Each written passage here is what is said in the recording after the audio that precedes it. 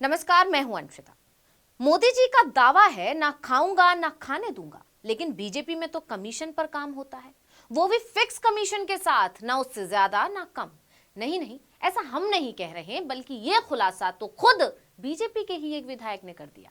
BJP विधायक ने बता दिया कि बीजेपी में किसी भी काम का 2% कमीशन लिया जाता है। अब जरा सोचिए कि इलेक्टोरल बॉन्ड ने तो पहले ही बीजेपी की सिरदर्दी बढ़ा दी है। विपक्ष चिल्ला चिल्ला कर बीजेपी को वसूली गैंग बता रहा है। राहुल गांधी ने ही कहा था, जरा सुनिए। और कुछ ही दिन पहले इलेक्टोरल बॉन्ड की सच्चाई देश को दिखी। बेसिकली जो नरेंद्र मोदी जी ने इलेक्टोरल बॉन्ड का कॉन्सेप्ट रखा है वो दुनिया का सबसे बड़ा एक्सटॉर्शन रैकेट है।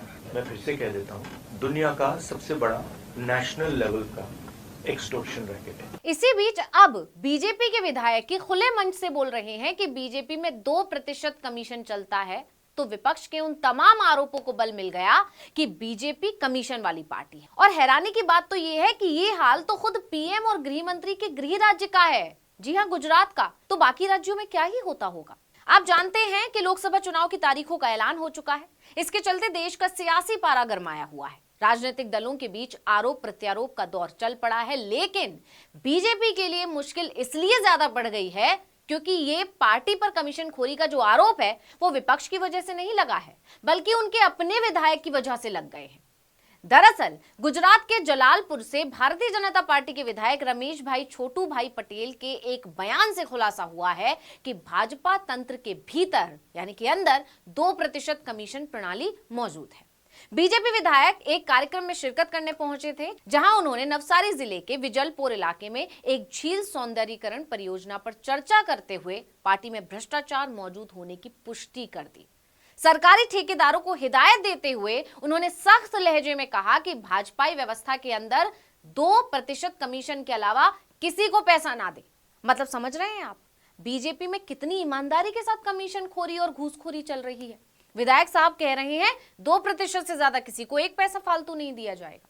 तो रिपोर्ट के मुताबिक पटेल ने ठेकेदारों से कहा कि झील सौंदर्यीकरण परियोजना के लिए जो 4 करोड़ रुपए दिए गए हैं उसे लोगों के बीच में नहीं बांटा जाना चाहिए। साथ ही ये भी कहा कि जो 2% कमीशन तय है उससे ज्यादा कमीशन किसी को नहीं दिया जाएगा। अब बीजेपी विधायक के इसी बयान ने तहलका मचा दिया। हर तरफ बीजेपी के अंदर चल रही कमीशन खोरी की खबर ने जोर पकड़ लिया है। विपक्ष बीजेपी पर हमलावर हो गया है। बीजेपी विधायक के बयान पर विपक्ष की प्रतिक्रिया आना शुरू हो गई है। कांग्रेस ने कहा कि भाजपा खुलेआम भ्रष्टाचार में लिप्त है। इसके अलावा उन्होंने जोर देकर कहा कि पहले भाजपा के भ्रष्ट कार्यों को छिपाया जाता था, लेकिन अब इसके नेताओं द्वारा उन्हें खुलेआम स्वीकारा जाता है। मतलब हिम्मत तो देखिए, बीजेपी वाले अब सीना चौड़ा करके बता रहे हैं कि पार्टी में कमीशन खोरी चलती है। और हैरानी की बात यह है कि बीजेपी के शीर्ष नेतृत्व ने या फिर गुजरात सरकार ने अभी तक इसके खिलाफ कोई एक्शन नहीं लिया है, जिससे पार्टी पर सवाल और खड़े हो जाते हैं। अब इस मुद्दे पर बीजेपी को घेरते हुए गुजरात कांग्रेस के प्रवक्ता हीरेन बैंकर ने एक बार कहा था कि भाजपा कार्यकर्ता ठेकेदार बन गए हैं। ये दर्शाता है कि वो कमीशन में ज्यादा रुचि रखते हैं।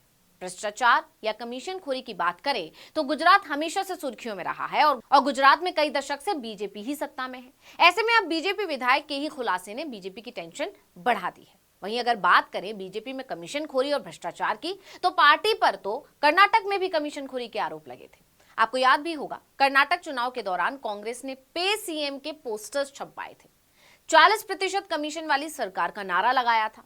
खासकर बीजेपी नेता के ईश्वरप्पा वाले मामले ने बीजेपी की किरकिरी करवा दी थी, जब एक ठेकेदार ने ईश्वरप्पा पर 40% कमीशन का आरोप लगाकर अपनी जान दे दी थी। कांग्रेस ने इस मुद्दे को खूब भनाया। इसका नतीजा ये हुआ कि कर्नाटक में बीजेपी की सरकार चली गई और कांग्रेस की सरकार आ गई। इसके बाद से ही कांग्रेस बीजेपी पर कमीशन खोरी के आरोप लगाती आई है, लगाती है। ऐसे में बीजेपी नेता के बयान से ही बीजेपी में चल रही कमीशन की प्रथा का खुलासा हो जाना कांग्रेस के लिए किसी जैकपॉट से कम तो नहीं है। इसलिए पार्टी जोर शोर से इस मुद्दे को उठा रही है।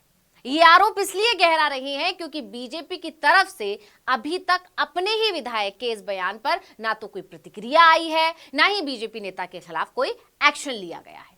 इसको लेकर जानकारों का दावा है कि बीजेपी आलाकमान का चुप्पी साधे रहना बताता है कि दाल में कुछ काला तो है। हालांकि ये कोई पहला मौका नहीं है जब बीजेपी के शासन में भ्रष्टाचार का मुद्दा गरमाया हो। दरअसल कुछ दिन पहले एक रिपोर्ट सामने आई थी।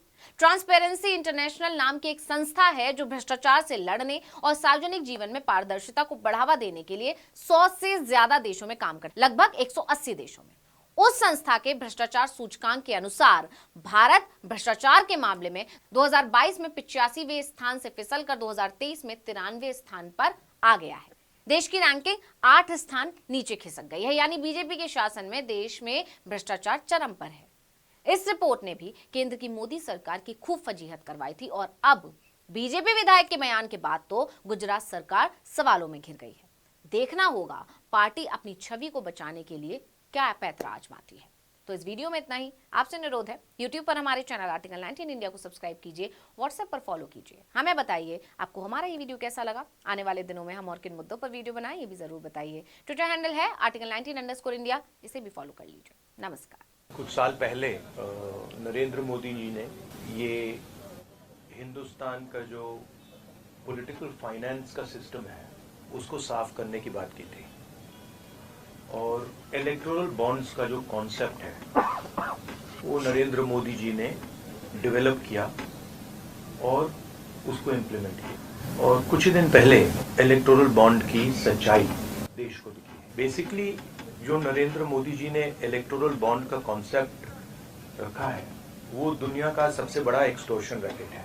मैं फिर से कह देता हूँ, दुनिया का सबसे बड़ा नेशनल लेवल का एक्सटॉर्शन रैकेट है। कंपनियों से हफ्ता लेने का तरीका है, कंपनियों से कॉन्ट्रैक्ट्स का शेयर लेने का तरीका है और शायद सबसे बड़ा दुनिया में सबसे बड़ा भ्रष्टाचार का स्कैम है।